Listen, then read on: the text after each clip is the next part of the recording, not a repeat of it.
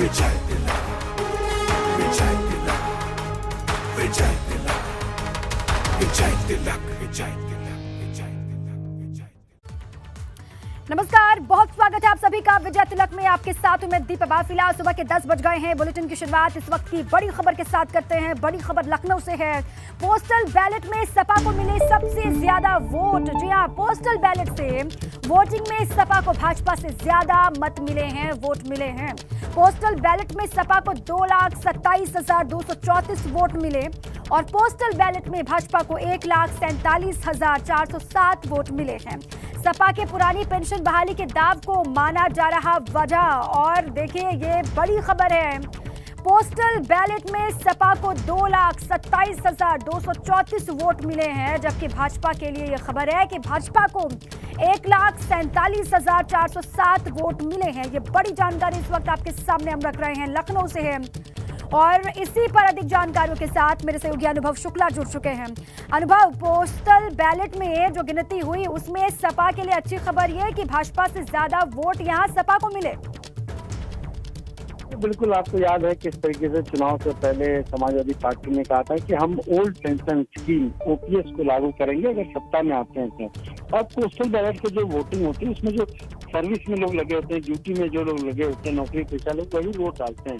तो अभी जो चुनाव आयोग के आंकड़े हैं उसके मुताबिक जो है वो, अगर आप देखिए सारे वोटों की गिनती करिए तो समाजवादी पार्टी को ज्यादा वोट मिले हैं बीजेपी को जो पोस्टल बैलेट वोट मिले हैं उसके मुकाबले। तो हालांकि बीजेपी ने 255 सीटें हासिल की हैं, समाजवादी पार्टी अकेले केवल 111 सीट पर ही सिमट गई। लेकिन अगर आप पोस्टल बैलेट की काउंटिंग को देखिए तो समाजवादी पार्टी को 2,27,234 वोट मिले हैं, जबकि बीजेपी को तकरीबन 1,47,407 वोट मिले हैं। तो ये कहीं ना कहीं दिखाता है कि जो ओल्ड पेंशन स्कीम है उसको लेकर जो समाजवादी पार्टी ने अपने, हम कहें तो जो मैनिफेस्टो में उसको इंक्लूड किया था, उसका फायदा मिलता दिख रहा है। और कई राज्यों में आप देखिए ओल्ड पेंशन स्कीम को लागू कर दिया है। तो ऐसे में अब नई सरकार जब उत्तर प्रदेश में बनने जा रही है तो कल भी कुछ जो सरकारी कर्मचारी हैं उनसे जो बात हुई तो वो यही कह रहे थे कि सरकार को इसे करना चाहिए। यानी हो सकता है कि सरकार, जब नई सरकार का गठन हो जाए तो बहुत सारे जो कर्मचारी संगठन है वो इसको लेकर सरकार के पास जाएं और कहें कि इसे अब लागू किया जाए। चलिए, और यही एक बहुत बड़ी वजह भी मानी जा रही है पेंशन स्कीम। बहुत शुक्रिया आपका अनुभव पूरी जानकारी के लिए। अच्छे खासे वोट बटोरे समाजवादी पार्टी ने, लेकिन फिर भी सफलता नहीं मिल पाई।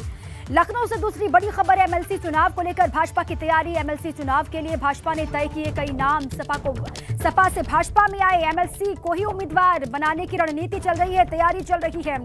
स्थानीय निकाय की 36 सीटों के लिए होगा एमएलसी चुनाव और चुनाव से पहले कई सपा एमएलसी ने ज्वाइन की थी भाजपा। अब इन्हें इस चुनाव में उम्मीदवार बनाने की बीजेपी की तैयारी है। ये बड़ी जानकारी आपके सामने है, बड़ी खबर।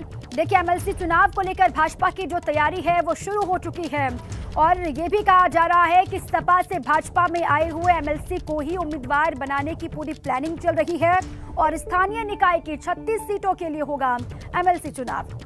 और चुनाव से पहले आपको याद है कई सपा एमएलसीओं ने ज्वाइन की भाजपा। कई सपा के एमएलसी ऐसे जिन्होंने बीजेपी का दामन थामा। अब इन्हें इस चुनाव में उम्मीदवार बनाने की बीजेपी की तैयारी नजर आ रही है।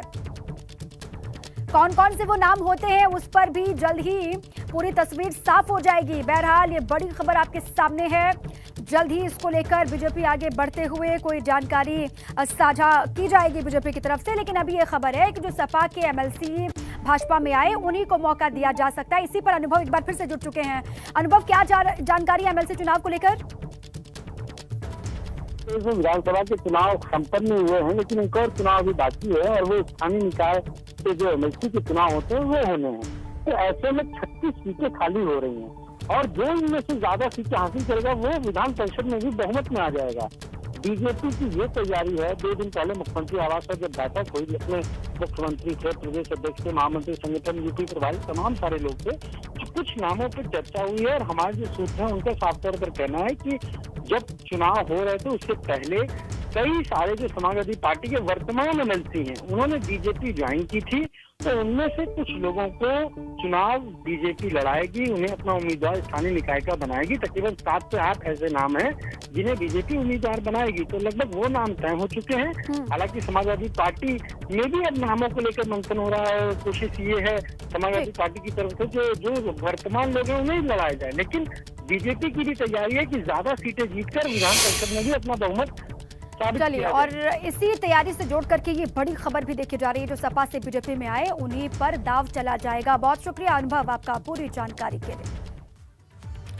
बड़ी खबर है, सीएम योगी के दिल्ली दौरे का आज दूसरा दिन है। केंद्रीय मंत्री नितिन गडकरी से सीएम की मुलाकात लगातार जारी है और यूपी सदन से नितिन गडकरी से मिलने पहुंचे हैं सीएम योगी आदित्यनाथ और कुछ देर के बाद राष्ट्रपति रामनाथ कोविंद से भी मुलाकात करेंगे सीएम योगी, ऐसी जानकारी है। ये बड़ी खबर आपके सामने हम रख रहे हैं। दोनों के बीच में लगातार बातचीत जारी है, मुलाकात जारी।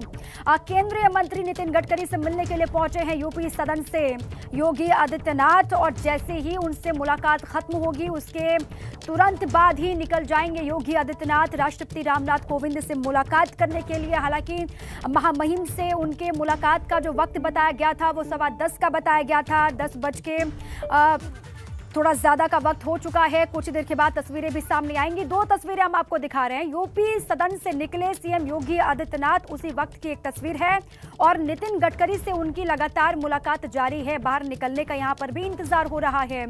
उनसे शिष्टाचार भेंट करने के लिए सीएम योगी आदित्यनाथ यहां पर पहुंचे हुए हैं। कितनी देर दोनों के बीच में मुलाकात चलती है उस पर भी लगातार नजर है और कब यहां से बाहर निकल करके महामहिम से मिलने के लिए पहुंचेंगे वो भी आपको दिखाएंगे। देखिए तस्वीर भी आपको हम दिखा रहे हैं कब किस किस से मुलाकात हुई है सीएम योगी की। दिल्ली दौरे का दूसरा दिन नितिन गडकरी से उनकी मुलाकात, पीएम मोदी से भी मिले, अमित शाह से भी उन्होंने मुलाकात की तस्वीरें हम आपको लगातार दिखा रहे हैं। जेपी नड्डा संग भी उनकी मुलाकात हुई, उनसे भी चर्चा की उन्होंने और राजनाथ सिंह से भी उनकी जब मुलाकात हुई वो तस्वीर भी आपके सामने हमने रख दी है। और अभी वो नितिन गडकरी से बातचीत कर रहे हैं। ये कल की तस्वीर है 4 जो आपको इन फ्रेम में दिखाई दे रहा है। पीएम मोदी से वो मिले, 1 घंटे 45 मिनट तक दोनों के बीच में मुलाकात चली, बातचीत चली। उसके बाद गृह मंत्री से उनकी मुलाकात हुई और जेपी नड्डा संग भी उनकी मुलाकात हुई। राजनाथ सिंह से भी वो मिलने के लिए पहुंचे। अब यूपी सदन से इस वक्त हमारे सहयोगी अविनाश तिवारी जुड़ चुके हैं, सीधे उन्हीं के पास आपको लिए चलते हैं। अविनाश, इस वक्त क्या जानकारी है, कितना वक्त हो गया है नितिन गडकरी से उनकी मुलाकात को और कितनी देर ये मुलाकात और चलेगी, उसके बाद कब फिर वो महामहिम से मिलने के लिए निकलेंगे? देखिए अगर बात करें तो अभी तकरीबन 10-15 मिनट मुलाकात अभी और चलेगी केंद्रीय मंत्री नितिन गडकरी के साथ और इसके बाद 10:20 पर वो केंद्रीय मंत्री के घर से निकलेंगे और सीधे राष्ट्रपति भवन की ओर जाएंगे। 10:30 बजे उनकी मुलाकात राष्ट्रपति रामनाथ कोविंद के साथ होगी। क्योंकि अगर बात करें तो एक यूपी में उत्तर प्रदेश में प्रचंड बहुमत मिला है और एक बड़ी जीत हुई है, तो लिहाजा वो राष्ट्रपति का आशीर्वाद लेने के लिए जाएंगे और उनको अपनी ओर से आभार व्यक्त करेंगे, धन्यवाद भी देंगे कि जिस तरीके से राष्ट्रपति भवन का भी सहयोग लगातार उत्तर प्रदेश सरकार को पिछले 5 वर्षों में मिलता रहा है। तो उसी के तहत शिष्टाचार मुलाकात यहाँ पे राष्ट्रपति के साथ होगी और इसी के साथ जो उत्तर प्रदेश सरकार की कार्य योजनाएं हैं, तमाम सारी जो आगे की योजना है, इसको लेकर के वो राष्ट्रपति को ब्रीफ करेंगे। क्योंकि योगी आदित्यनाथ जब भी दिल्ली आते हैं तो अमूमन राष्ट्रपति रामनाथ कोविंद से मुलाकात करते हैं और उत्तर प्रदेश के जो विकास कार्य हैं उसके बारे में वो ब्रीफ करते रहते हैं राष्ट्रपति रामनाथ कोविंद को। क्योंकि राष्ट्रपति रामनाथ कोविंद भी उत्तर प्रदेश के हैं और उनकी दिलचस्पी रहती है कि उत्तर प्रदेश में, उनके गृह प्रदेश में किस तरीके से विकास कार्य हो रहा है, किस तरीके से गरीब कल्याणकारी योजनाएं चल रही है, ये तमाम सारी चीज़ें वो जानते रहते हैं और जानने की कोशिश करते रहते हैं। तो उसी कड़ी में आज मुख्यमंत्री पहुंच के तमाम सारी चीज़ों की ब्रीफ देंगे और उनका आगे के लिए मार्गदर्शन भी लेंगे और आशीर्वाद भी लेंगे कि जिससे कि जो दूसरी बार प्रचंड बहुमत मिला है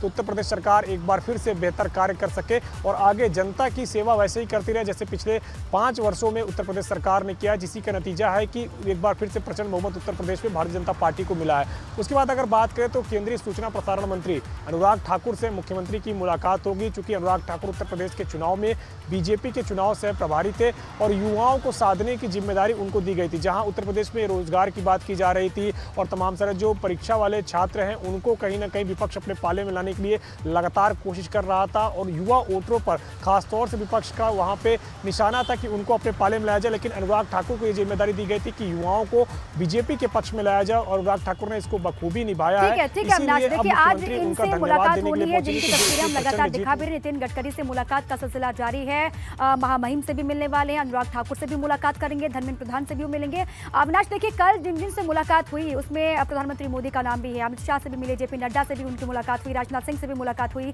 सबसे ज्यादा चर्चा है पीएम से सीएम योगी की मुलाकात। क्या कुछ दोनों के बीच में चर्चा हुई होगी? लगातार बातें इसी को लेकर हो रही हैं। जो पूरा मंत्रिमंडल किस तरीके का होगा अविनाश, इसी पर जाहिर सी बात है फोकस भी रहा होगा सभी से जो मिल रहे हैं सीएम योगी आदित्यनाथ।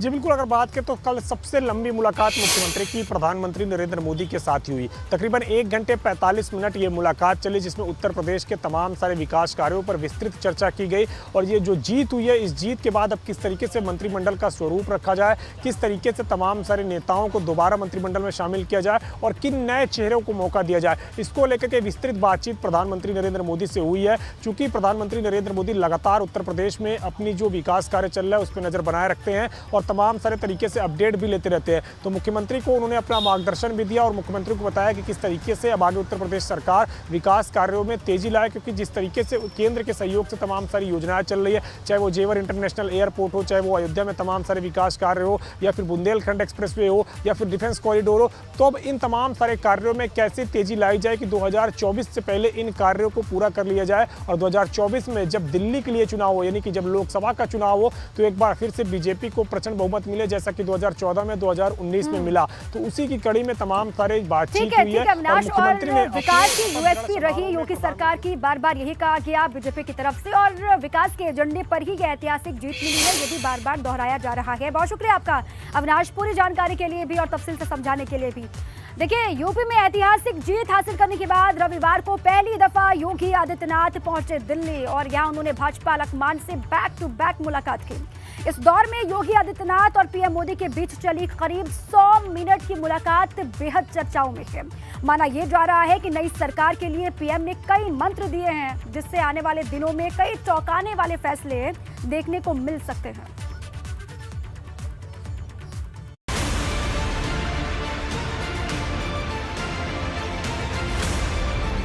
योगी का 2.0 का भव्य प्लान, दिल्ली का ऐलान, योगी मंत्रिमंडल पर मैराथन मंथन,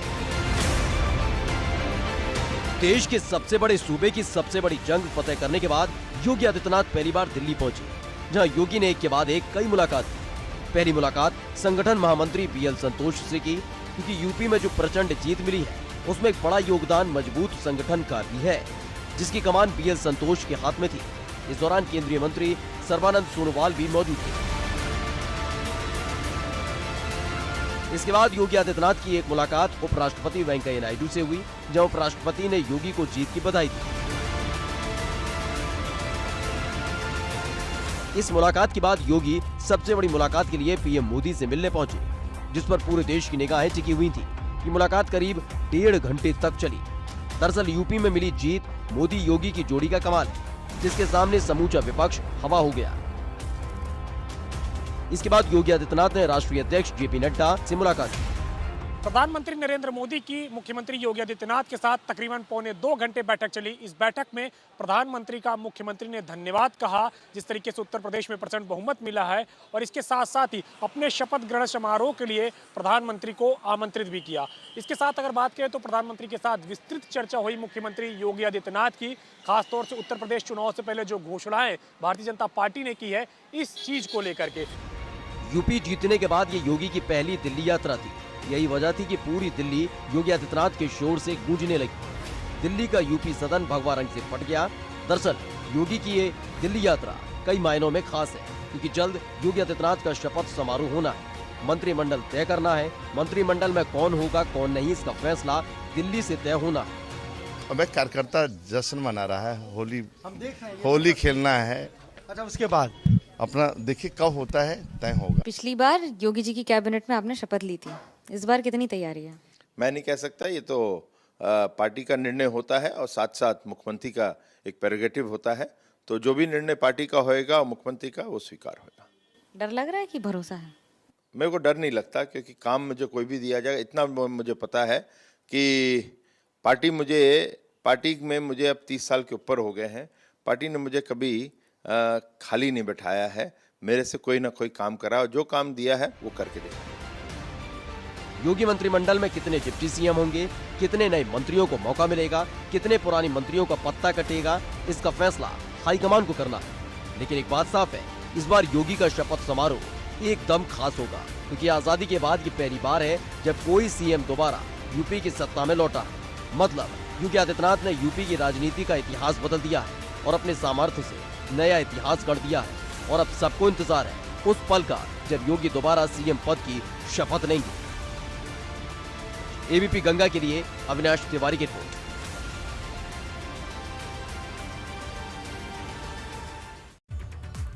चलिए इसी बीच एक बड़ी खबर से आपको रूबरू करवा दें। केंद्रीय मंत्री नितिन गडकरी से सीएम योगी की मुलाकात खत्म हो गई है। बड़ी खबर है, दोनों के बीच में लगातार मुलाकात चल रही थी। 10 से 20 मिनट का वक्त बताया जा रहा है, दोनों के बीच में मुलाकात चली। अब जानकारी यह है कि केंद्रीय मंत्री नितिन गडकरी से सीएम योगी आदित्यनाथ की मुलाकात हो गई है खत्म और अब सीएम योगी निकलेंगे महामहिम रामनाथ कोविंद से मुलाकात करने के लिए। उनके साथ भी उनकी शिष्टाचार भेंट होनी है और आज दिन की शुरुआत देखिए नितिन गडकरी से उन्होंने मुलाकात के साथ की है। दोनों के बीच में चर्चा भी हुई होगी, जाहिर सी बात है किस तरीके से अब 2.0 उत्तर प्रदेश में बीजेपी सरकार का चलेगा, क्या फोकस रहेगा, प्राथमिकताएं क्या कुछ होंगी, क्या विजन होगा, और इसी पर चर्चा लगातार कल से ही जारी है। जिससे भी मिल रहे हैं सीएम योगी आदित्यनाथ, चर्चाओं का विषय वो। और आज देखिए नितिन गडकरी से उनकी मुलाकात हो रही थी, अब मुलाकात खत्म हो गई है। अब राष्ट्रपति रामनाथ कोविंद से मुलाकात करेंगे सीएम योगी। देखिए ऐतिहासिक जीत के बाद, प्रचंड बहुमत के बाद ये पहली मुलाकात है जिनसे भी वो मिल रहे हैं। पहली मर्तबा है जो जीत हासिल की है उसके बाद नितिन गडकरी से मुलाकात। या आवाज की तस्वीरें सीधे हम आपको दिखा रहे हैं। मुलाकात खत्म होने के बाद अब यहां से निकलेंगे महामहिम से मुलाकात के लिए, उनसे भी शिष्टाचार भेंट करेंगे, आशीर्वाद लेंगे। दूसरी बार सत्ता के सिंहासन पर विराजमान होने जा रहे हैं योगी आदित्यनाथ और सभी से उनके मुलाकात का इस सिलसिला जो देखिए योगी भी इसमें दिखाई दे रहे हैं। जो मुलाकातों का सिलसिला चल रहा है वो अपने आप में बहुत अहम हो जाता है। अब थोड़ी देर के बाद निकलेंगे और मुलाकात करेंगे राष्ट्रपति रामनाथ कोविंद से और उनसे आशीर्वाद लेंगे सीएम योगी आदित्यनाथ। आगे बढ़ते हैं, आज से शुरू होगा केंद्रीय बजट सत्र का दूसरा चरण और संसद के बजट सत्र का दूसरा चरण आज से फिर से शुरू होने जा रहा है।